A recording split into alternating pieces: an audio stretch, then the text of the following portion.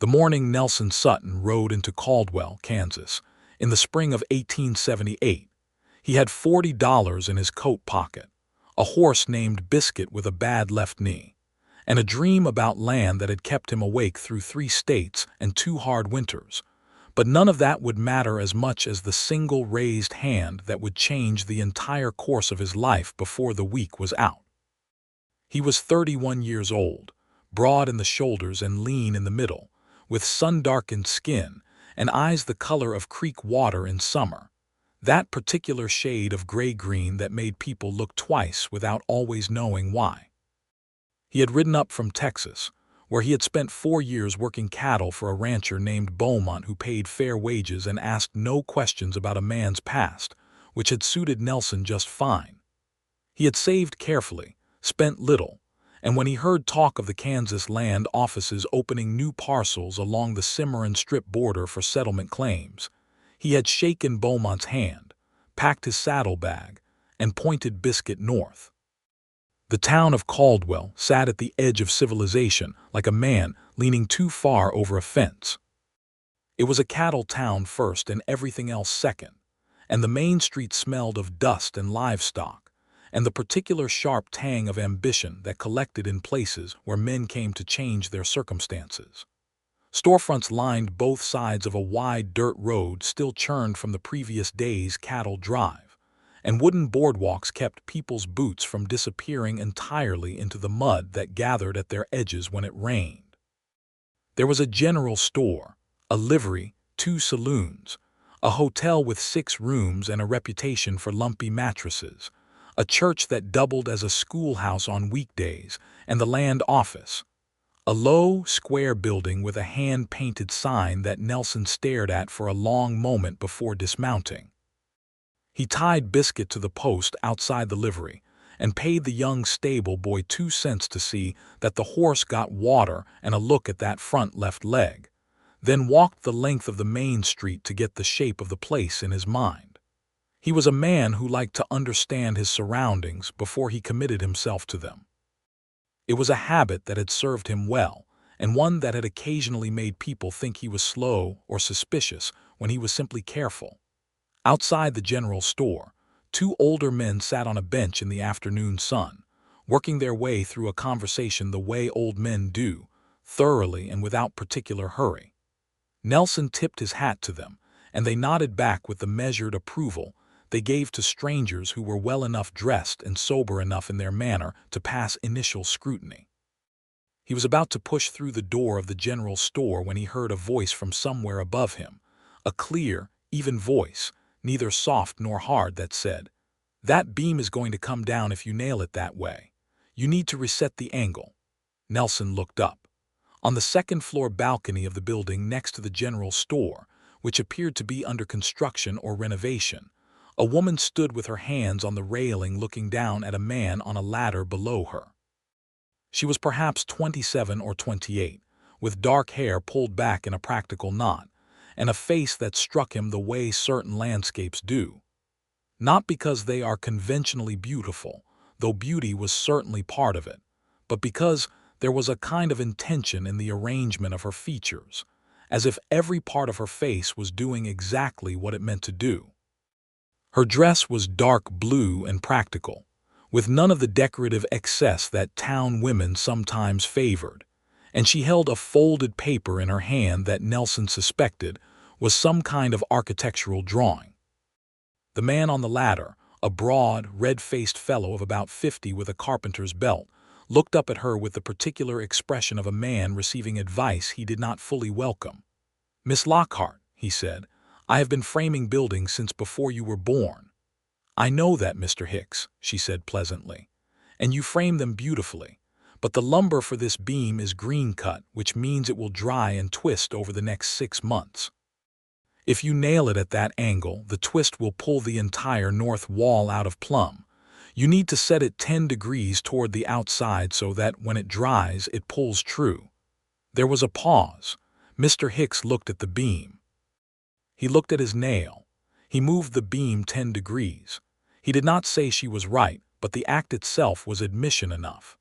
The woman, Miss Lockhart, noticed Nelson watching her from below and there was a brief moment of assessment in her gaze, the same careful taking stock that he himself practiced with new places. Then she gave him a short, businesslike nod and turned back to her drawings. Nelson went into the general store and bought a tin of tobacco he did not especially need, and when he came back out, he asked one of the old men on the bench, somewhat casually, who that woman was. "Ellen Lockhart," said the older of the two, "runs the millinery and dry goods on the North End. Moved here with her father about 3 years back. He passed last autumn, Lord rest him. She stayed on. She knows a fair amount about construction," Nelson said. The old man shrugged. "Ellen Lockhart knows a fair amount about most things. It's a habit of hers. Either that or she was just blessed with good sense, which amounts to the same thing." Nelson filed this away and went to find the land office. The land claims process in Caldwell was governed by a small, precise man named Mr. Aldous Prout, who wore a paper collar and kept his desk so neat that the act of placing a document on it felt vaguely transgressive. He explained to Nelson that there were currently 7 parcels available in the surrounding area, and that claims were processed in rotation by a citizen review board, a practice peculiar to Caldwell, apparently established 3 years prior after a dispute over a fraudulent claim had nearly led to a shooting in the main street. The board consisted of 7 property-owning residents of the town, and they met to hear claimants and vote on the merit of each application. Nelson asked when the next meeting was. Prout consulted his ledger. "Thursday," he said, 2 days hence. Nelson could present his claim then. He spent those 2 days in the manner of a man who is mostly waiting but has too much energy to do so comfortably. He ate at the hotel dining room, where the stew was competent and the bread was good. He asked questions of the people who seemed willing to answer them, learning the terrain of the available parcels, the water sources, the quality of the soil. He spent an entire morning riding out to look at the parcel. He wanted 320 acres along a creek called Willow Run, with a stand of cottonwoods along the western edge and soil that, when he picked it up and crumbled it between his fingers, felt like something that could grow wheat and corn in the same season if a man was patient. It was exactly what he wanted. He wanted it with the focused, clear desire of someone who had been working toward a thing for long enough that the wanting had become something permanent, built into the architecture of how he thought. He saw Ellen Lockhart again on Wednesday afternoon, coming out of the general store with a basket on her arm. He was coming in the opposite direction, and they arrived at the same spot on the boardwalk at the same moment, that minor spatial awkwardness where 2 people each step slightly to the same side twice before working it out. She laughed, which surprised him. It was a real laugh, brief and unperformed, and said, "You are new in town." "Yes, ma'am," he said. "Nelson Sutton. I came up from Texas." "Ellen Lockhart," she said, and offered her hand in the businesslike way that some Western women did when they had grown tired of waiting to see if a man would treat them like furniture or a person. He shook it. Her grip was firm. "I heard you knew the land around here well," he said, which was a mild exaggeration of what the old man had actually said, but felt within the bounds of honesty. "I know some of it," she said. "Were you looking at something specific?" "The Willow Run parcel," he said. "I'm presenting the claim Thursday." Something passed across her face then, not hostility, but a kind of careful attention, the way a person looks when a word they have been turning over for some time is suddenly spoken aloud. "Willow Run," she repeated. "You know it." "I do," she said. "Good luck with the board, Mr. Sutton." It was not dismissive, but neither was it quite warm, and she moved past him with her basket, and Nelson stood on the boardwalk for a moment watching her go with the peculiar feeling that something important had just happened without his full understanding of it. Thursday came in dry and bright, and Nelson arrived at the town hall, which was simply the larger back room of the church, furnished with a long table and mismatched chairs, at the appointed time of 10 in the morning. There were 2 other claimants ahead of him, presenting on different parcels, and he sat in one of the wooden chairs along the wall and watched how the process worked. The 7-member board sat behind the table, A banker, a rancher, the owner of the hotel, 2 farmers, the woman who ran the schoolhouse, and Ellen Lockhart, who sat at the far left end of the table with her hands folded and her eyes attentive. Nelson had not known she was on the board. He found himself noticing this rather more than was perhaps necessary. She wore a different dress today, the color of autumn grass, and her dark hair was arranged with slightly more care than it had been on the balcony or in the street, which for some reason made the plainness of her expression seem more deliberate, more considered. The first 2 claims went straightforwardly. The board asked sensible questions about intended use, financial capacity, and experience with farming or ranching. Both votes were unanimous approvals. Then Nelson stood up. He presented his case carefully and honestly. He stated his age, his background in cattle work, and the 2 seasons he had spent helping manage a small farm in Missouri before heading south. He produced the bank draft that proved he had the funds to register the claim and begin building. He explained his intention to plant winter wheat and run 20 head of cattle in the first year, expanding as the land allowed. He had been thinking about this moment for months, and the words came out clean and ordered. The board asked their questions. The banker asked about his financial reserves beyond the draft. The rancher asked about his plans for the creek boundary. The hotel owner, a jovial man named Porter, asked whether Nelson intended to eventually build a permanent structure or start with a temporary dwelling. Nelson answered everything with the direct, unhurried confidence of a man who has actually thought through the answers rather than rehearsing the appearance of having done so. When the questions appeared to be finished, Prout called for the vote. One by one, the 7 board members raised their hands in approval. 6 of them raised their hands. Nelson looked at the end of the table. Ellen Lockhart's hands remained folded in her lap. There was a short, suspended silence in the room. The other board members looked at one another and then at Ellen with various expressions: surprise, mild puzzlement, and in the rancher's case, a slight frown that suggested he found the deviation from consensus mildly offensive on principle. "Mrs. Lockhart," said Prout carefully, "the vote appears to be 6-1 in favor. The claim passes. However, for the record, may I note your dissent?" "Yes," said Ellen, "you may." Prout noted it. The claim officially passed. Nelson Sutton was granted the right to file for the Willow Run parcel. But the single raised hand that had not raised itself, the single vote that had held still and quiet against the tide of 6 approvals, sat in Nelson's chest with a weight he had not anticipated and could not quite account for. He spent the rest of the day at the land office completing the paperwork with Prout, and all through the careful process of filling out forms and pressing his signature onto official documents, he was thinking about Ellen Lockhart's folded hands. It was not, he told himself, that the vote had changed anything. His claim had passed. He had his parcel. He would begin the process of filing and surveying by the end of the week, and within the month he would break ground on the land he had ridden from Texas to reach. He had gotten exactly what he came for. And yet, he found her the next morning at her shop, which turned out to be less a millinery in the strict sense and more a combined dry goods and fabric establishment with a modest collection of hats near the front window. It was a tidy, well-organized place that smelled pleasantly of fresh cloth and cedar, and Ellen was standing behind the counter measuring out a length of calico for an older woman when Nelson came through the door, causing the small bell above it to chime. She looked up and a brief expression moved through her eyes, not surprise exactly, but recognition of something she had perhaps half expected. She finished measuring the calico with meticulous precision, cut it, wrapped it, and sent the older woman on her way with a smile that suggested genuine warmth before turning to Nelson with the professional pleasantness of a shopkeeper who does not yet know the nature of your business. "Mr. Sutton," she said. "Miss Lockhart," he said. He set his hat on the counter between them because he was not the kind of man who could have a real conversation while holding a hat, which made him feel somehow ornamental.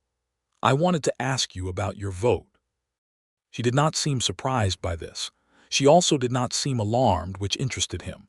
She leaned slightly against the counter in a way that suggested she was settling in for a conversation rather than preparing to end one, and looked at him with those direct, measuring eyes.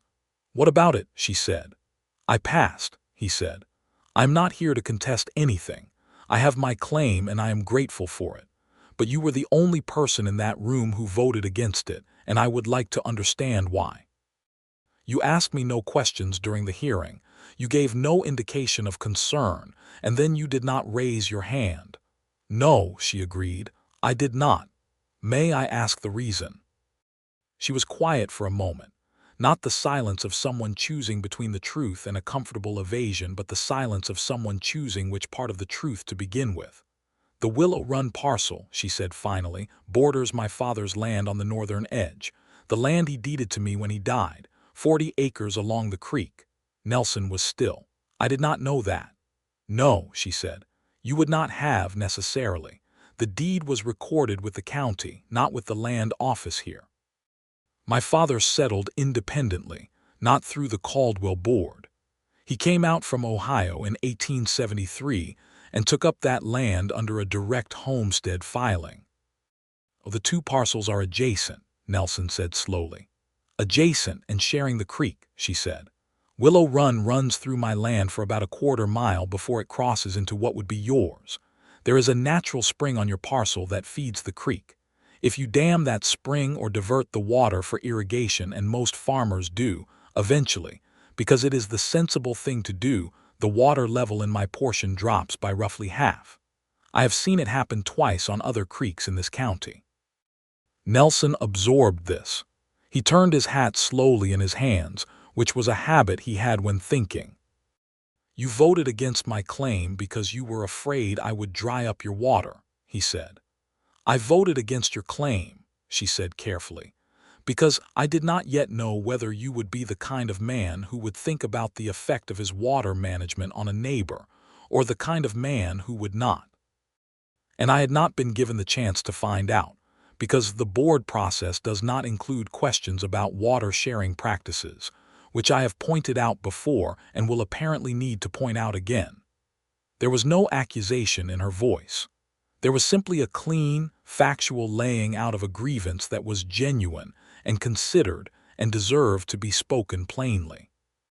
Nelson looked at her for a long moment and felt something shift in him, not defensively, but structurally, the way a room looks different when you open a window that was previously sealed. "That is a fair reason," he said. She blinked. She had perhaps expected argument. "I mean it," he said. "If I were in your position, with land my father left me and water that could be compromised by a neighbor I knew nothing about, I would have voted the same way, possibly louder." The faintest softening moved through her expression. "Most men in your position would be angry," she said. "I have been angry at unfair things," he said. "This is a fair thing, so I am not angry. I am interested in finding a solution, if you are willing to have that conversation." She looked at him for another long moment. The sunlight coming through the front window of the shop caught the dust in the air and made the silence between them feel slightly golden, slightly suspended, the way certain moments do when something is beginning but has not yet been named. "I closed the shop at 5, she said. He came back at 5. She had a small office behind the back curtain of the shop, with a desk covered in papers and 2 wooden chairs, and she had a hand-drawn map of the area spread across the desk when he arrived, weighted at the corners with small flat stones. She had mapped the water flow from the spring through both their properties with the careful detail of someone who had spent real time observing the land, and when Nelson leaned over the map beside her, he could smell the faint clean scent of the cedar sachets she used to keep the fabrics, and something else, something that was simply her, warm and quiet, like afternoon sun on pine boards. They talked for nearly 2 hours.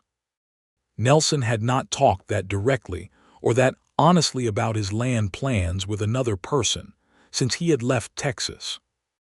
Most of the conversations he had about his plans were either practical one-sided explanations or cheerful vagueness, because most people were not actually interested in the details. Ellen Lockhart was interested in the details.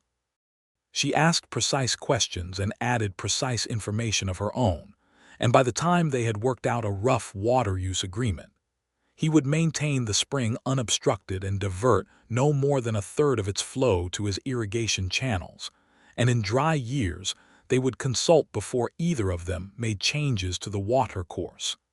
Nelson realized he had not looked at the clock once. He walked home through the spring evening feeling, for the first time in a long time, as if the future he was building might contain more than one kind of good thing. He began work on the land the following week. He hired 2 men from town, a steady, older Mexican hand named Pablo, who had been farming the Kansas soil for 15 years and knew which way the wind bore the rain in every season, and a younger man called Tom Briggs, who was 20 years old and cheerful and willing to work hard if someone pointed him in a useful direction. Nelson worked alongside them himself, which was not always the practice of landowners, but was his practice because he could not bear to watch work he was capable of doing himself being done without him. They broke the first sod with a borrowed breaking plow, cutting through the prairie grass to the dark earth beneath in long, straight lines that Nelson walked beside with a satisfaction so deep it was almost solemn. He staked the temporary dwelling, a single-room structure of rough-cut boards and sod walls that would serve until he could build properly, at a spot on a slight rise where it would catch the morning light and stay above the spring floods. 3 times in the first 2 weeks, he rode the boundary line along Willow Run and stopped to observe the water. He had agreed to maintain the spring, and he intended to keep that agreement with the same seriousness he brought to everything he had decided. He also suspected, without admitting it too directly to himself, that the boundary line ride took him close to the place where the creek crossed from his land into Ellen Lockhart's, and that once or twice he lingered at that point longer than strict water observation required. He saw her on Sundays at church, where they exchanged the polite, slightly careful greetings of people whose relationship was still working out its form. He saw her occasionally in the general store and once at the post office, where she was collecting a package from Ohio, from a relative, she explained briefly, that turned out to contain 3 books and a length of rose-colored silk that she held up to the window with an expression of quiet pleasure that Nelson found entirely disproportionate to the amount of silk it was and entirely comprehensible as a human response to something unexpectedly beautiful. It was the books that led to the next real conversation. He noticed the titles as she tucked them into her basket: a surveying manual, a history of crop rotation in the American Midwest, and a novel he recognized because he had read it twice himself. He said so. She looked at him with something between surprise and genuine delight. "You have read George Eliot?" "Twice," he said. "The second time with the feeling that I had missed something important the first time, which turned out to be true." They discussed the book for 10 minutes in the post office doorway, and when they ran out of doorway time, other people needing to pass, they continued it for another hour sitting on the bench outside the general store in the late afternoon sun, and the 2 old men who usually occupied that bench had apparently read the situation correctly and decided to pursue their conversation elsewhere. It became, in the weeks that followed, a kind of practice. They had both read widely, in the isolated and self-directed way of people who live in places where books are scarce enough to be taken seriously, and they had both formed the habit of thinking carefully about what they read rather than simply consuming it. Their conversations ranged from books to farming, to the mechanics of the water agreement, to the particular injustices of the land claim system, which Ellen had strong and carefully reasoned opinions about. She pointed out that women in Kansas could hold property but still had no vote in most formal proceedings, that the Caldwell Land Board was unusual in including women, and that Prout had fought the inclusion at every turn, and that the only reason she had a voice on that board was because her father had served on it before his death, and she had simply refused to vacate the seat when people suggested she should. Nelson listened to all of this with the full attention he gave to things that mattered to him. He did not argue with her assessments, He had seen enough, in his travels and his years working alongside men of various circumstances, to know that the official story and the actual story were often separated by a considerable distance, and that the people most affected by a system were usually the clearest-eyed about its deficiencies. What he was slower to admit, even to himself, was the degree to which he looked forward to these conversations. He would be in the middle of some physical work, driving a fence post, checking a board for level, carrying sod bricks for the wall of the dwelling, and he would find himself planning something he wanted to tell her, some observation or question or piece of news, the way a person plans a letter to someone they are already composing in their head. Pablo noticed this, with the calm observational accuracy of a man who had seen many things without comment. One morning in late May, he remarked casually, while they were digging the foundation trench for the small barn, that Nelson had been to town 3 times in 1 week for a man who claimed to be too busy for town. Nelson said he had errands. Pablo said nothing, which was more eloquent than anything he could have added. The change in their particular friendship, if it could yet be called friendship, though it was certainly that, and the something more hovering at its edges, happened on a Tuesday evening in early June. Nelson had ridden to town to return a borrowed tool to the livery owner, and on his way back he passed the lane that led to Ellen's property, the 40 acres along Willow Run. He heard, or thought he heard, the sound of someone in difficulty. A sharp sound, not a shout but the kind of focused, involuntary exclamation a person makes when something goes wrong physically. He turned Biscuit down the lane without deciding to. Ellen was at the edge of her small fenced kitchen garden, which ran alongside the house her father had built, a better house than Nelson's current dwelling, properly framed and whitewashed, with a porch across the front. She had been fixing a section of the garden fence, and had somehow managed to drive a fence staple through the base of her palm. She was pressing a folded cloth to it with her other hand, and wearing the expression of someone engaged in a private battle with pain that they find faintly annoying on top of everything else. Nelson was off Biscuit before he had fully thought through the action. He crossed the garden to her in a few strides and said, "Let me see it," in a tone that was neither a demand nor a question but something steady in between. She looked at him with eyes that were bright and slightly too wide, which was the only concession she made to the fact that it clearly hurt considerably. She moved the cloth. It was not a deep wound, but it was bleeding freely, and Nelson pressed the cloth back firmly and held it with both hands around hers and said, "Hold still," which she did. They stood there in the evening light at the edge of her kitchen garden with his hands around her hand and the cloth between them, and the warmth of her hand under his was something that settled into him like a coal settling deeper in a fire.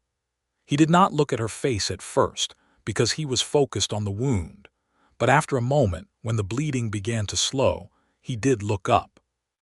She was looking at him with an expression he had not seen on her before, something open and a little startled, as if she had discovered something unexpected in an area she thought she knew. He held her hand for longer than was strictly necessary for wound management. When he released it, they both seemed to become aware simultaneously of the distance between them, which was not much, and the evening, which was golden and quiet, and the general situation, which was entirely unambiguous in what it meant, even if neither of them was ready to say so yet. "Thank you," she said. "You need to wash it and keep it clean," he said, which was the safest thing he could think of to say. "I know how to manage a wound," she said, but gently. "I know you do," he said. "I was saying it because it is something to say." She laughed, that real, brief, unperformed laugh that he had noticed the first day in the street. And then they were both laughing, quietly, at the transparency of the exchange, and the laughing dissolved something that had been holding carefully in place between them. He stayed for supper. She made it clear that this was an invitation and not an assumption, and he accepted it with the directness that she seemed to prefer, saying yes without performing reluctance. They ate at the table on her porch good bread and cured ham and early radishes from the kitchen garden, with coffee, and they talked as the sun went down, and the fireflies began their quiet signaling across the creek pasture, and something that had been building between them for 2 months settled slowly into its true shape.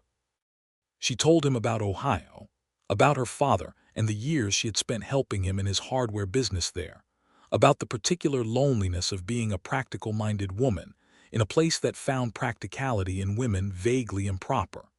She told him that her father had been the first person who had told her that her mind was an asset rather than a problem, and that she had spent considerable time being grateful for having had such a father and a quiet, private grief for his absence now.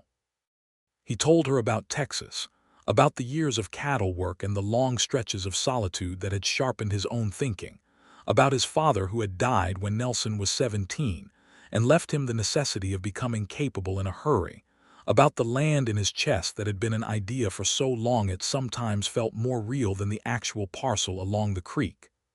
"Is it what you expected?" she asked. "The actual land now that you are working it?" He thought about this honestly. "It is harder," he said, "and better. Those two things are true at the same time."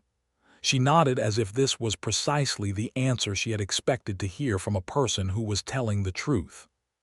He rode home that night with the distinct and slightly vertiginous feeling of a man who has been moving in one direction for a long time and has just noticed that a different direction has appeared and is considerably more interesting than anything that lay ahead on the original path. He came back the following Sunday after church, with the small and plausible excuse of needing to walk the boundary line and check the creek level, and she received this excuse with the polite gravity that a transparent thing deserves when both parties find it agreeable. They walked the creek together in the bright June afternoon, and she pointed out a family of wood ducks she had been watching for weeks, and he showed her where the spring had been running higher due to the good rain in May. And they stood at the exact point where his land met hers with the creek between them, and he thought about how strange it was that a line drawn on a map could mean so much, and at the same time mean so little. June became July. The wheat was in the ground, and the first signs of it coming up were as close to miraculous as anything Nelson had experienced in his adult life, the improbable green proof of consequence that made the work of the preceding months legible. He brought Ellen to see it on a Saturday morning, which was not quite a formal occasion but not quite a casual one either, and she walked the edges of the field with her hands behind her back and her eyes moving across the young green rows with the expression of someone who understood what she was looking at. "It is going to be good," she said. "You can tell from this," he said. "The spacing is right and the soil is breaking evenly." "Yes," she said. "I can tell." He believed her. He had learned in the 2 months of their friendship that Ellen Lockhart's assessments of practical matters were reliable in the way that a good compass is reliable, not because she never considered alternatives, but because when she committed to a reading, she had generally considered the alternatives already. It was that same Saturday afternoon that he finally said what he had been building toward without quite knowing it. They were sitting on the top rail of his fence, which was fully built now along the creek boundary, watching the afternoon light change on the water. He had been telling her something about Pablo's advice on the second planting rotation, and somewhere in the middle of it, the conversation had gone quiet in the particular way it did sometimes, a quiet that was not empty but had become full of the thing neither of them was saying. "Ellen," he said. She looked at him. He noticed that she had stopped looking at the creek and was looking at him with the same steady, full attention she gave to everything that mattered. "I think you know what I want to say," he said. "I think I might," she said. "I want to say it clearly anyway," he said, "because I think you are a person who deserves clarity." "I am," she agreed, and there was a warmth in her voice that was new, or not new exactly, but newly acknowledged, like the difference between a fire that has been burning quietly and one that someone has just opened the door to. "I am in love with you," he said. "I have been for some time. I intend to do something about it if you are willing, but I did not want to do anything before telling you plainly." She was quiet for a moment, not hesitating. He had learned her silences well enough to know the difference between the silence of someone weighing a decision and the silence of someone arriving at something they have already decided. This was the second kind. "Nelson," she said, "you are the only person I have met in this town, possibly in my adult life, who responded to a thing I did that most people would have found insulting by coming to understand the reason for it instead of arguing with me. That is not a small thing to me." "It was not an insulting thing," he said. "It was a sensible thing." "I know that," she said. "Most people did not think so." He reached across the fence rail and took her hand, carefully, with the same steadiness with which he had held it over the cloth in her garden, but differently, entirely differently, and she did not withdraw it. "I would like to court you properly," he said, "if you are willing."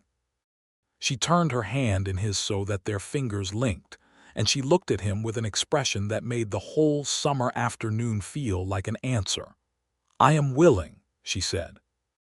The courtship, if it could be called that, was somewhat more accelerated than formal convention might have prescribed, because they were both practical people past the age of purely ceremonial delay, and because Caldwell, Kansas, in the summer of 1878, was not particularly interested in rigid formality when there was wheat to harvest and cattle drives to manage, and approximately 17 other things requiring everyone's practical attention. What it looked like from the outside was a pair of people who had been in the habit of talking together, and now did so with slightly less space between them, and a great deal more of the quality that made other people, observing them, feel a warm and slightly wistful recognition of something they either had or wished they had. The two old men on the bench approved, in the taciturn way of men who express things through the slight nods they gave when something in the world was proceeding correctly. Mrs. Porter at the hotel said something warm and effusive to Nelson one morning that made him go slightly red around the ears. Pablo, for his part, simply smiled when Nelson arrived at the field slightly later than usual one Wednesday after a long conversation on Ellen's porch, and kept his own counsel, because that was the measure of a wise man. In August, something happened that briefly complicated the warm forward motion of that summer. A man rode into Caldwell named Gareth Dane, who presented himself as a land agent working on behalf of a railroad company with interests in the Cimarron Strip corridor. He was a well-dressed, slickly confident man of about 40, who had the particular energy of someone always assessing what a thing was worth and what he could get for it. He made offers on several parcels in the surrounding area. His offer on Nelson's land was substantial, considerably more than Nelson had invested in the claim, and he delivered it at the hotel dining room over a dinner that he framed as friendly, and Nelson found something else entirely. Nelson declined.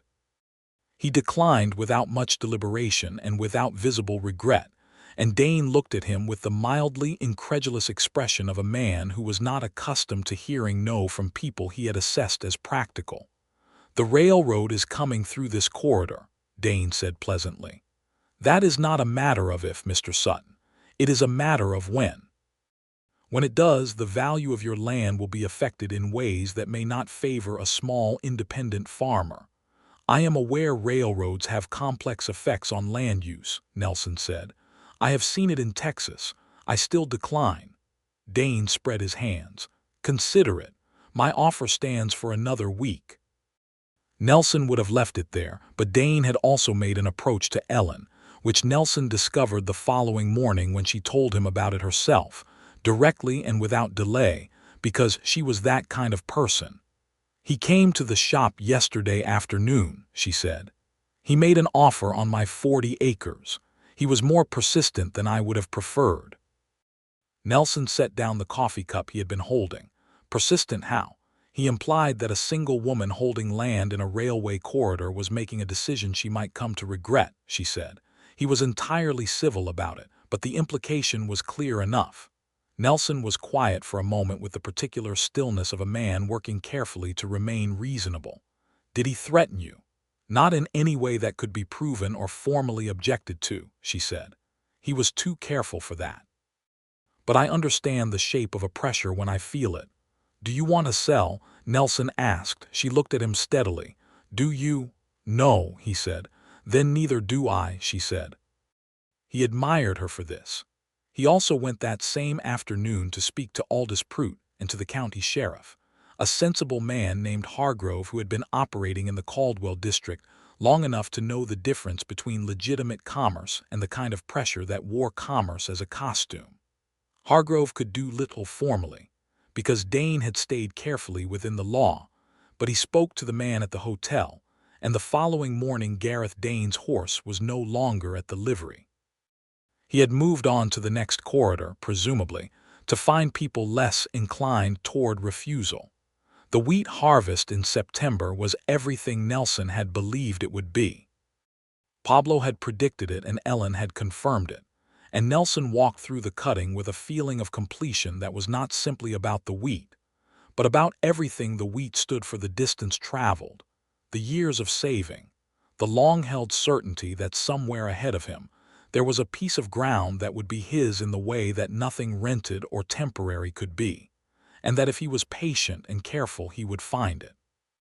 He hired 3 extra hands for the harvest and worked every hour of the 4 days it took, and on the evening of the last day he sat on the step of his small dwelling with aching shoulders and hands that smelled of cut wheat and stared at the stacked bundles in the pale autumn light, and felt a gratitude so large it sat quietly, like a room with high ceilings.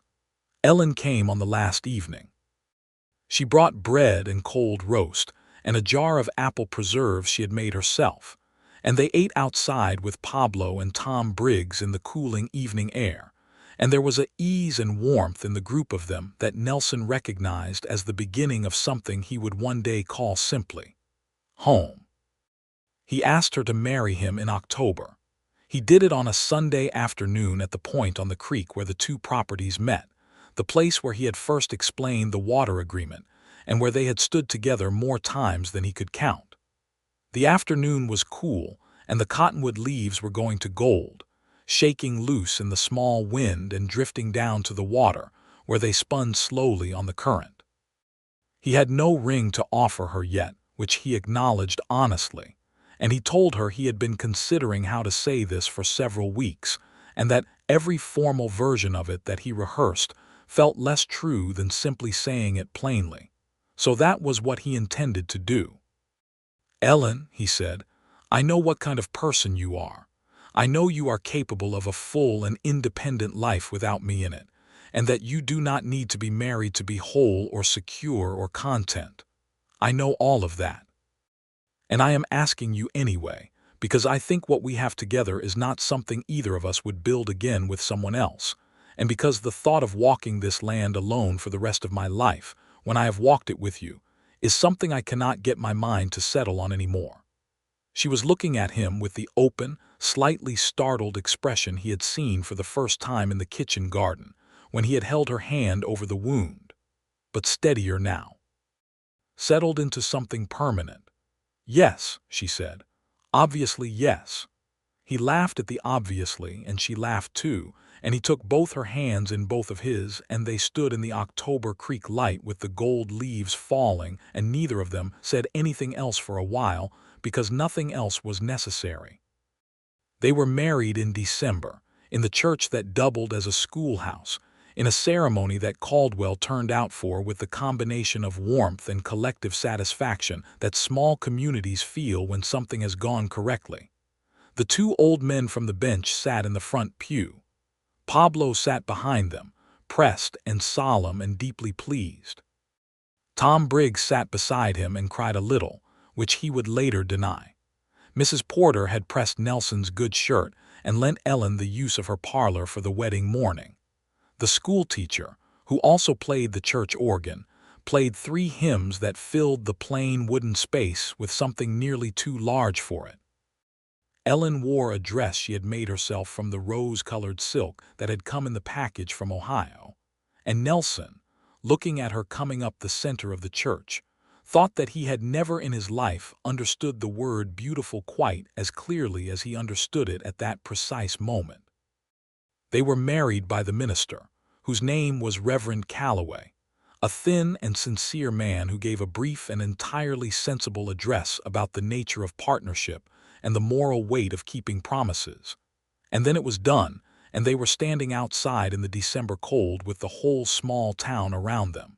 And Ellen put her arm through his and leaned her head briefly against his shoulder, and Nelson Sutton felt the particular, exact, unrepeatable happiness of a man who has arrived exactly where he is supposed to be. They spent the winter in the dwelling on the parcel.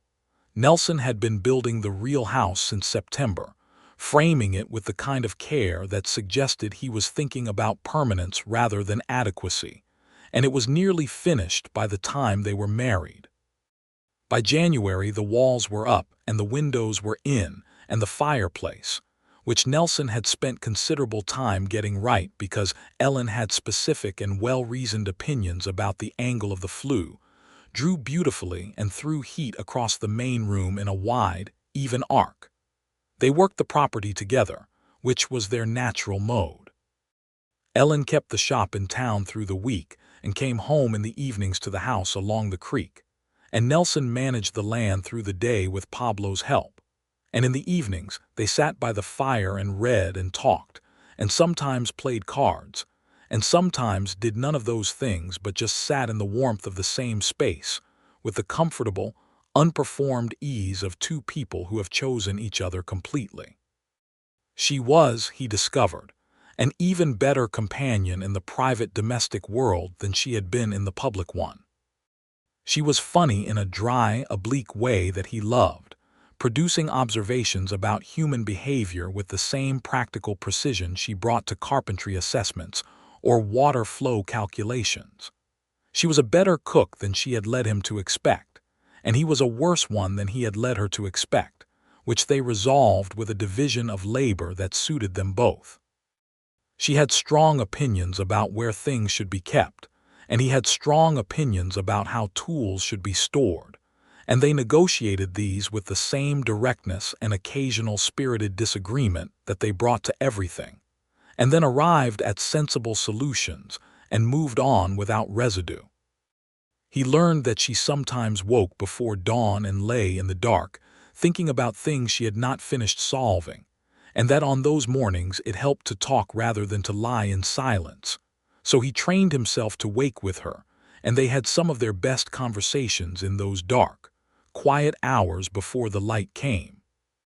She learned that he had a specific and almost violent aversion to waste of food, of material, of time, that came from years of careful saving, and that this was not parsimony but a deep-set respect for what things cost and the work behind them.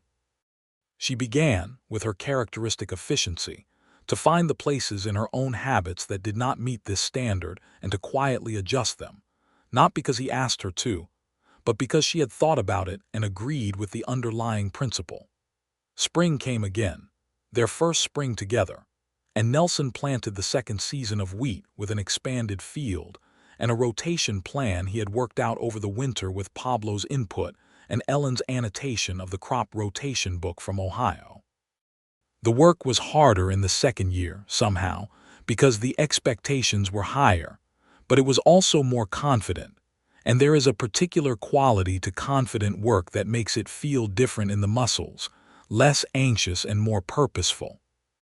Ellen extended the kitchen garden considerably, adding rows of corn and squash and a small bed of herbs near the kitchen door that she grew from seeds she had sent away for specifically. And that gave the whole south side of the house a particular kind of abundance that made it look, Nelson thought privately, like a place that was being fully inhabited rather than merely occupied. In the early summer of 1879, when the wheat was half grown and the cottonwoods were in full leaf, and the creek ran high and cold from the snowmelt, Ellen told him she was expecting a child. He was at the barn when she told him, checking Biscuit's knee, which continued to be a low-level project. He turned from the horse and looked at her face, which was wearing the expression of someone delivering news they are certain is important but uncertain how it will be received, and he crossed the distance between them in 2 strides and held her with both arms and said nothing for a moment because there were no words adequate to what he felt. When he found some words, they were, "Are you well?" "Very well," she said, muffled slightly against his shoulder. "Are you frightened?" "A little," she said. "Are you?" "Considerably," he said, "but the good kind." "Yes," she said, "the good kind." He went back to Biscuit's knee and finished the examination, which was the act of a man who knew how to hold large feelings without letting them derail his responsibilities. But his hands were not entirely steady, and Pablo, coming in from the field with a question about the north fence, took one look at Nelson's face and quietly went away again to ask the fence question another time. The pregnancy was smooth, which was not something Nelson could control or engineer, and which he therefore worried about with the low, specific anxiety of a man who understands his own powerlessness in a situation. Ellen managed it with her characteristic practicality, continuing to run the shop until 2 weeks before her time, completing a full inventory and training a young woman named Agnes, who had recently arrived in town and needed work, to manage the daily operations in her absence. She also, in the 6th month, made Nelson sit down with her at the kitchen table and work through a complete set of plans for the expansion of the house, because she had looked at the 2 rooms they currently had and concluded with clear-eyed accuracy that they were not adequate to the household they were in the process of becoming. He built the addition himself through the autumn, with Tom Briggs's enthusiastic if occasionally misdirected help, and by November there were 2 additional rooms off the back of the house, properly framed and with good windows, and Ellen walked through them with a lamp in her hand on the evening they were finished and touched the walls with her palm in the way she did with things she had approved. Their son was born in December, on a cold, clear night when the stars were very bright, delivered by the town midwife, a capable woman named Mrs. Crane, who had been doing this work for 20 years and brought a matter-of-fact competence to the process that Nelson found deeply reassuring from the other side of the bedroom door, where he sat for 4 hours doing very little usefully. They named him James Thomas Sutton, James for Ellen's father and Thomas for no one in particular, except that it was a solid, honest name that seemed to fit the weight and seriousness with which the small person had arrived in the world, his blue eyes moving across his new surroundings with an expression of profound concentration. Nelson held his son for the first time sitting in the chair by the bedroom window in the early morning light, with Ellen asleep in the bed behind him, and the whole quiet world outside covered in December frost, and he thought about his own father, dead 14 years now, and about the land and the years it had taken to get here, and the woman who had voted against him and thereby given him the reason to find out what she was made of. And the whole chain of events seemed to him neither accidental nor entirely predictable, but something in between, the kind of consequence that required both chance and decision, and that could not have arrived at its destination without both. Ellen woke while he was sitting there and watched him with James for a moment before he noticed she was awake, and the expression on her face was something he would keep for the rest of his life in the place where he kept the things that were too important to be spoken easily, that look of a woman who has surveyed something and found it exactly as it should be. The years that followed were full. Not in the frantic, scattered way of a life stretched too thin, but in the particular fullness of a life that is consistently engaged, where there is always something demanding and often something worth savoring, and occasionally something both at once. The farm grew. By 1881, Nelson had added 20 more acres under cultivation and doubled his cattle herd to 40 head, and he had hired Pablo on a permanent basis with a proper wage and a small house of his own on the eastern edge of the property. Tom Briggs stayed on too, and grew from a cheerful 20-year-old into a capable and steady man who had quietly married Agnes from the shop, which connected him to Ellen in a way that seemed to please everyone, and was entirely practical in the way that domestic arrangements in frontier towns often were. Ellen's shop expanded too. She brought in a wider range of dry goods and eventually took on a partner, a woman named Hannah who had come from St. Louis with her husband and had experience in fabric trade, and together they grew the business into something that served not just Caldwell but several of the surrounding farms and homesteads, with seasonal orders placed through catalogs and a small but reliable mail-order operation. The Land Board had, by 1881, adopted new guidelines for water access that included the questions Ellen had been arguing for since before Nelson had arrived, and she presented the proposal to the full board in the spring of that year with a document so thorough and well-reasoned that it was adopted without significant opposition, which was unusual enough to be remarked on. Nelson sat in the back of the town hall and watched her make the case, and felt the same thing he always felt watching her work, that particular admiration for a mind that functions exactly as it should. James grew into a boy who had his father's physical steadiness and his mother's precise, observational intelligence, and who could be found, from about the age of 3, trailing after Pablo in the fields with the serious expression of someone engaged in important work, which he was, by his own account. The summer of 1882 brought a second child, a girl this time, born in July when the wheat was high and the heat was thick and serious. They named her Clara Rose, for no family reason in particular, but because both names suited her immediately and completely, the way some names do. She was different from James in almost every way: loud where he was quiet, instantly social where he was careful and watchful, and the combination of them, in the house along the creek with the cottonwoods and the good fireplace and the kitchen garden and the perpetual productive activity of the farm, made the house feel entirely inhabited, entirely alive.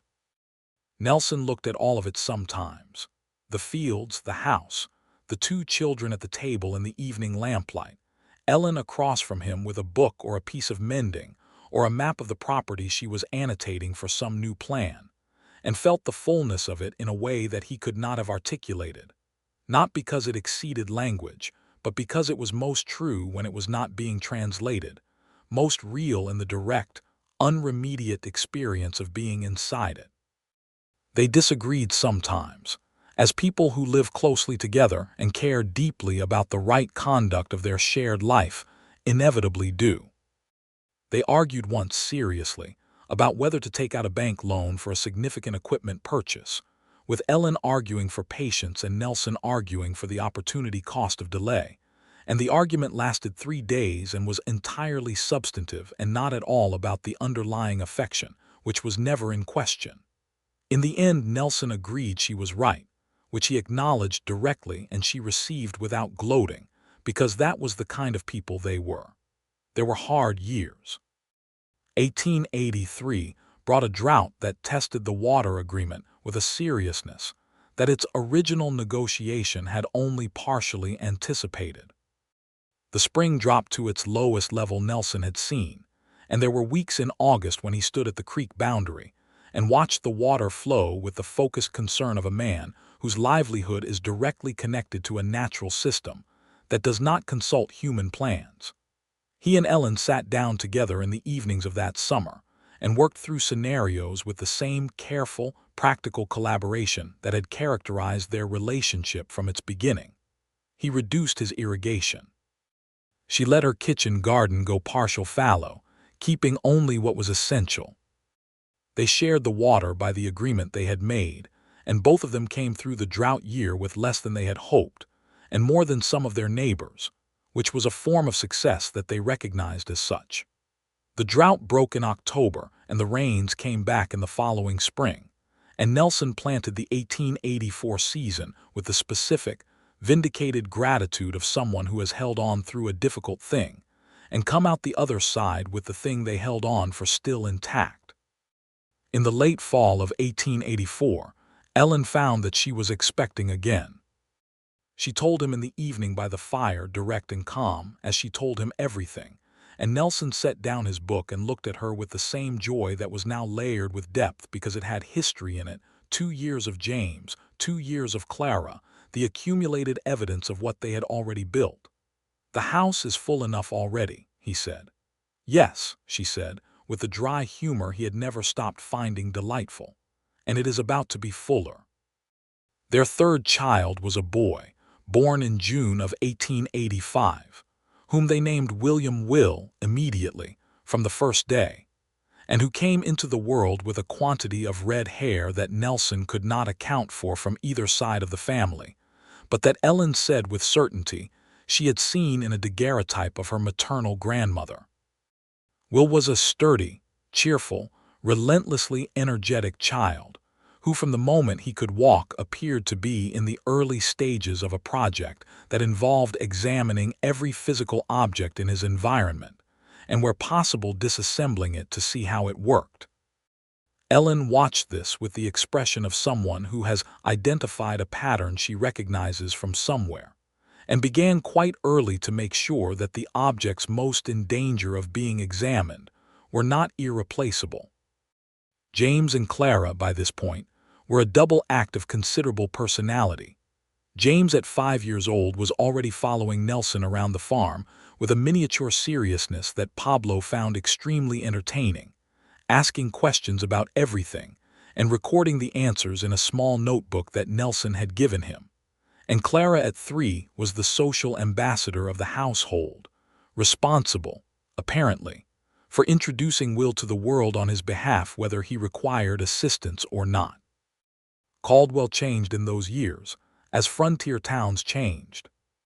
The cattle drives that had defined it in the early years began to thin as the railroads pushed further south, and the range was fenced, and the open trail drives became increasingly impractical.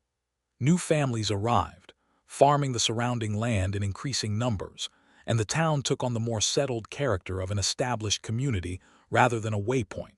Schools improved. The church got a proper bell.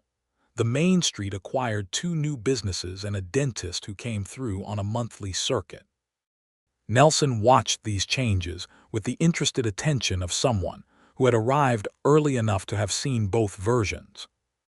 The wildness was going out of it slowly, the way it went out of all the places he had heard about from the men who had come before him. He was not certain this was entirely a loss, because he had also seen what the wildness cost: the poverty of uncertain tenure, the violence that erupted where there was no law and no consequence, the particular injustice of a system that gave advantages to the early and the lucky and the ruthless, and called it the natural order. He talked to Ellen about this one evening in the spring of 1886, sitting on the porch of the house they had built together, which by now had a second porch along the back overlooking the creek pasture where the children played. He said something about the way things were changing and whether he found it better or simply different. She considered this with the slow attention she gave to questions that deserved a real answer. "I think both can be true," she said. "Things can be better and different at the same time, and the loss of what is past can be real even when what replaces it is genuinely improved." He thought about this. "That sounds like something you would say." "I believe it is literally something I am saying," she said. He laughed. She laughed. The evening light came long across the creek pasture, and the children's voices came from the direction of the garden. And Biscuit, old now, stiff in the knee that had always given trouble, but still moving with the particular dignity of a horse who considers retirement premature, was visible at the fence line, watching the children with equine patience. In 1887, they made the decision to expand the farm to its maximum extent, purchasing an adjacent parcel that came available when its owner moved east to tend to a family situation, and sold quickly at a price that was fair to both parties. It brought the total holding to just over 400 acres, and Nelson and Pablo and Tom Briggs spent the spring and early summer laying out the new fields with the careful attention of men who intend to do something right the first time rather than correct it later. Ellen redesigned the irrigation system to incorporate the new acreage, drawing plans over several evenings at the kitchen table while James sat beside her and watched with the focused interest of a boy who has been told, several times, that he may not touch the drawing until it is finished, but who has established a right of proximity. He was 8 years old by then, and the questions he asked about the property, the farming decisions, and the water system were already showing the outline of a mine that would, in time, be capable of running the thing on its own. Nelson noticed this without hurrying it. He had waited a long time for this land, and he intended to inhabit it at the pace it deserved, which did not include rushing his son's childhood in the direction of capability. The town had, by 1887, established a proper land records system that incorporated all of the improvements Ellen had proposed over the previous years, and the land board now routinely included questions about water access and neighbor impact in its standard review process. 3 other women had joined the board in the years since Ellen's tenure began, which she regarded with quiet satisfaction and never said "told you so" about, because that was not her style, though there were people in town who would not have blamed her if it were. There was an evening that autumn, the children in bed, the farm quiet, the first cool edge of the season in the air, when Nelson and Ellen sat together on the back porch, and he reached across and took her hand, which he did still, 9 years into their marriage, with the same intention he had brought to it the first time on the creek rail fence. The habit of choosing someone, he had found, did not diminish with practice. If anything, it grew more deliberate, because it was now backed by all the evidence of who they actually were to each other rather than only the bright, forward-looking faith of early love. She leaned against him in the dark, and they listened to the creek and the night insects and the long, settling quiet of the house behind them. "Nelson," she said. "Yes. I have been thinking about the Harding parcel," she said. He smiled. This was, in fact, entirely typical. "What about it?" "If it comes to market in the spring, which I believe it will based on what Mrs. Harding told me at church last Sunday, the south boundary would extend our creek access by nearly a quarter mile." He thought about this. "You have been thinking about this for some time." "Since August," she said. He turned to look at her in the dim light from the kitchen window. Her face was angled slightly upward, her profile clean and certain against the dark sky, and he thought about the woman on the balcony above the general store, telling the carpenter about the green-cut lumber, and the woman at the land board table with her hands folded in her lap, and the woman in the garden pressing a cloth to her palm, and the woman who had told him the reason for her vote and accidentally changed his life entirely. "Tell me your proposal," he said. She straightened slightly, the small movement of a person who has been waiting to say a thing they have already thought through completely. And she told him, with the clear, precise, forward-looking intelligence that had characterized everything she did, laying out her case for the Harding parcel in the autumn dark, with the creek running quiet and their 3 children asleep in the house behind them, and the whole accumulated life of their choosing spreading out in every direction from the place where they sat together. He listened to every word. He would have listened longer if she had had more to say.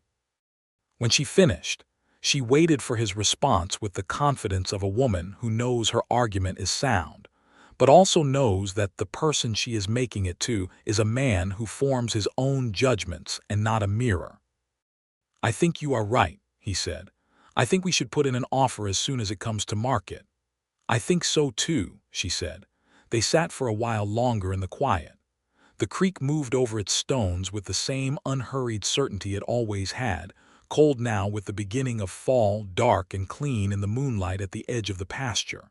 Somewhere in the cottonwoods, a night bird called once and was answered from a distance.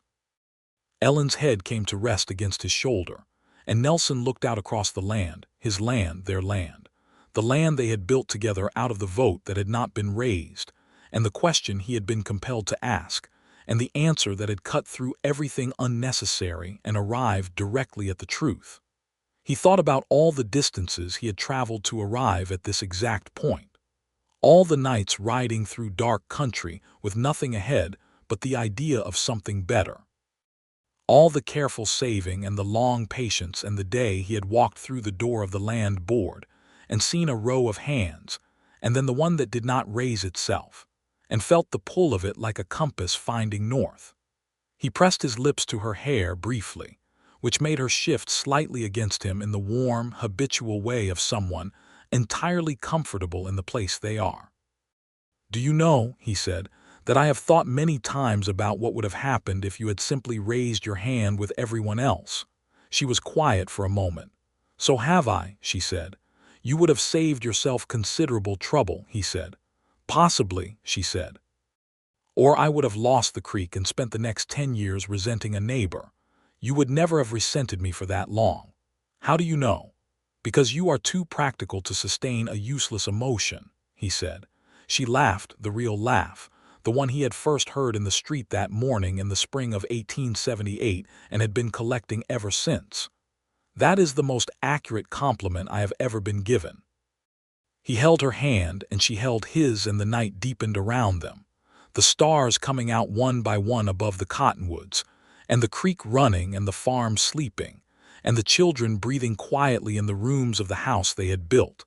And everything that had been open was closed, and everything that had been uncertain was known, and everything that had been hoped for had arrived.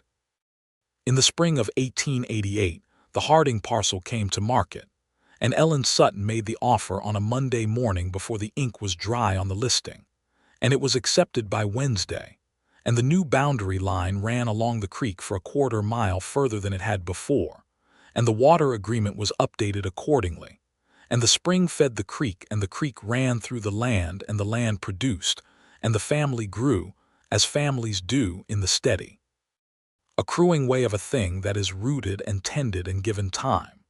James Sutton grew to a lean, serious young man who walked the fields with a notebook and knew the name and habit of every plant his father grew. Clara Sutton grew into a person with her mother's practical intelligence and her father's physical ease in the world, quick to laugh and quicker to act, and people who met her for the first time generally came away feeling they had been spoken to honestly by someone who saw them clearly. Will Sutton grew into exactly the person his early childhood had suggested: methodical, curious, endlessly interested in the mechanism of things. And by the time he was 12, he had rebuilt the farm's irrigation pump from the gaskets outward, and it ran better than it ever had. Nelson turned 41 in 1888 and looked at himself one morning in the small mirror above the washstand and saw gray at his temples and the lines that years of sun and wind had put at the corners of his eyes, and felt nothing about this except a mild, interested observation. He was fit and capable and engaged with everything he was doing and in love with his wife, with a depth and particularity that 9 years had only increased, and he had no patience for the kind of sentiment that regarded the visible passage of time as a kind of loss. Ellen at 37 looked, he thought, more herself than she had at 27, more settled in her authority, more comfortable in the clear intelligence she had always had but had perhaps, in younger years, occasionally moderated for the comfort of people who found it imposing. She no longer moderated it. She had stopped moderating it somewhere around 1882, and the world, having adjusted, had been largely the better for it. She still served on the land board. She had chaired it twice, and the guidelines she had proposed were now standard across 3 neighboring counties. Prout had retired in 1884, and his replacement, a younger man named Aldrich, had consulted her during his first 6 months with a frequency that made it clear he understood who knew the most about how the thing worked. She had also begun, in 1885, to write. Not fiction, but practical accounts of frontier land management and water rights, which she contributed to an agricultural journal out of Topeka that had initially published them under her initials, and eventually, once it became clear that Lockhart Sutton's submissions produced more reader correspondence than almost anything else they ran, had published them under her full name. She received letters from as far away as Colorado and New Mexico from farmers and landowners who had questions about water use agreements and crop rotation and irrigation planning, and she answered all of them with the same thorough, specific practicality she brought to everything. Nelson was enormously proud of this and said so, which she received with the combination of genuine pleasure and mild deflection that was her characteristic response to praise she deserved. In the autumn of 1889, Kansas became the setting of a renewed homestead push as settlement patterns shifted further into the Strip, and Caldwell saw a fresh influx of new families arriving to claim land. Nelson and Ellen both served on the expanded review committee that year, and they sat side by side at the long table and asked the questions they had learned from experience and necessity. And when other claimants looked at the couple at the center of the board and wondered about the history between them, the story that various townspeople were happy to relay, about the woman who had voted no and the man who had asked why, they tended to receive a version of events that made the town feel good about itself, which was more or less accurate. On a November evening of that year, sitting again on the back porch with the cold coming hard off the plains and the creek frozen at the edges, Ellen told him she was expecting again. He was 55 seconds away from absolute stillness, and then he said, "Are you certain?" "Entirely," she said. He put both arms around her and held her in the cold, and she leaned into him with a warmth that had nothing to do with temperature, and he thought, still, after all of this, still. The still growing, still extending, still surprising character of a life that is being genuinely lived rather than merely occupied. Their fourth child, a boy they named Samuel, arrived in July of 1890, stout and determined and immediately in possession of opinions about his circumstances. And James at 11 was deeply serious about his new brother in the manner of someone who has just been given a responsibility. And Clara at 8 was fascinated in a way that manifested as constant proximity and commentary. And Will at 5 tried immediately to understand how the whole thing worked from an engineering standpoint, which led to a conversation with his mother about biology that she handled with characteristic practicality. The house was full. The farm was good. The water agreement had held through dry years and wet ones. The creek ran clean and cold along the boundary that had first brought them to each other, and the cottonwoods stood tall in their corner of the western field. And in spring, the whole land went green in the way that prairie land does when the winter lifts sudden and total, like a decision made all at once. Nelson stood at the edge of the east field one morning in April of 1891, in the clear early light before the work day began, and looked across the width of everything they had built. 400 and some acres of working, productive land, a house with rooms full of children, a barn that Biscuit had lived in long enough to die in peacefully the previous winter, which had been a genuine grief, and which Nelson had marked by standing quietly in the empty stall for longer than he would have admitted to anyone except Ellen, to whom he admitted everything. A new horse now, a bay mare named Cora, who was young and fast, and had Biscuit's same skeptical regard for fences as an abstract concept, which felt like continuity. Pablo, who was somewhere in his mid-60s now and no longer worked the heavy physical labor but managed the rotation planning and the seed selection with an expertise that was worth more than any two men's physical effort, walked up beside him and stood for a moment looking at the same view. "Good year coming," Pablo said. "Yes," said Nelson. They stood together in comfortable silence, as men who have worked alongside each other for 13 years can, and then Pablo went to the seed house, and Nelson turned and walked back toward the house, where Ellen was visible through the kitchen window, moving with the efficient morning energy that had never diminished, and where the sound of children beginning their day was already coming through the walls, and where the smell of coffee and bread, and the particular warm inhabited smell of a fully lived-in house reached him even at the distance of the yard. He went inside and hung his hat on the hook by the door and found her at the stove and stood behind her and put his hands on her shoulders for a moment, which was not a remarkable act. He had done it 10,000 mornings, but which he felt, as he always felt it, as a conscious choice rather than a habit.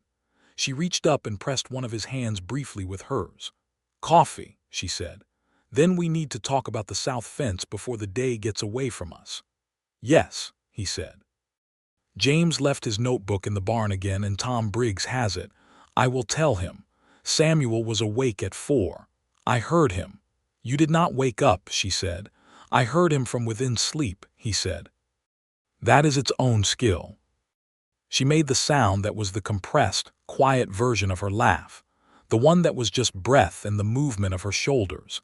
And he released her shoulders and poured his coffee and sat at the table and picked up his son's notebook, which had actually made it to the table rather than the barn this morning, and opened it to the most recent page, where James had written in his careful, slightly angular script a series of observations about the soil composition along the creek boundary that were so precise and well observed that Nelson felt the same thing looking at them that he felt looking at the wheat rows that first September, or at the house he had built board by board, or at Ellen in the rose-colored dress coming up the church. The unreasonable, proportionate, entirely justified pleasure of a thing that has come out right.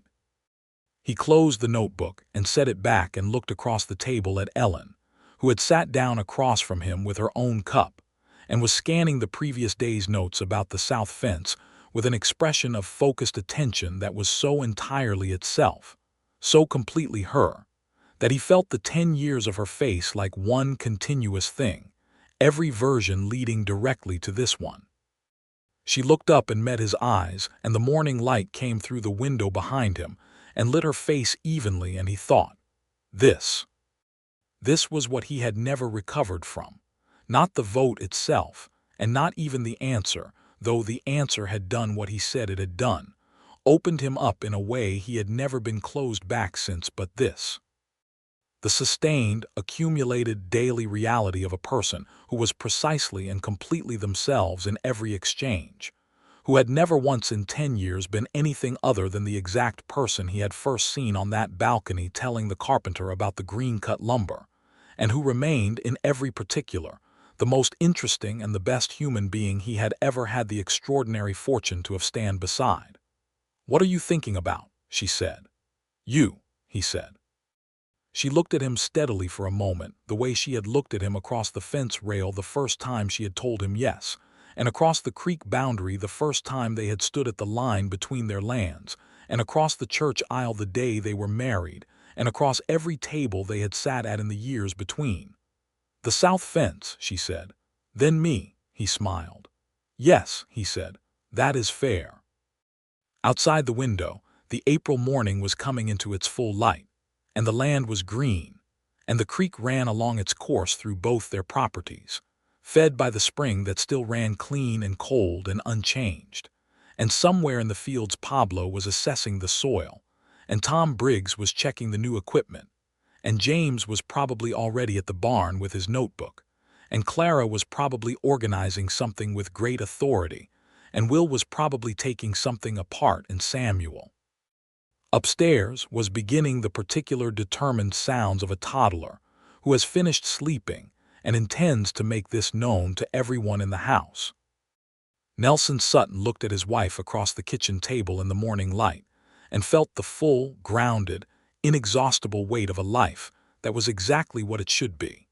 He had ridden into Caldwell with $40 and a bad-kneed horse, and a dream he had been carrying for years, and he had got the land he came for, and something immeasurably more than that. All because one woman had kept her hands folded in her lap when everyone else raised theirs, and he had been unable to leave without knowing why.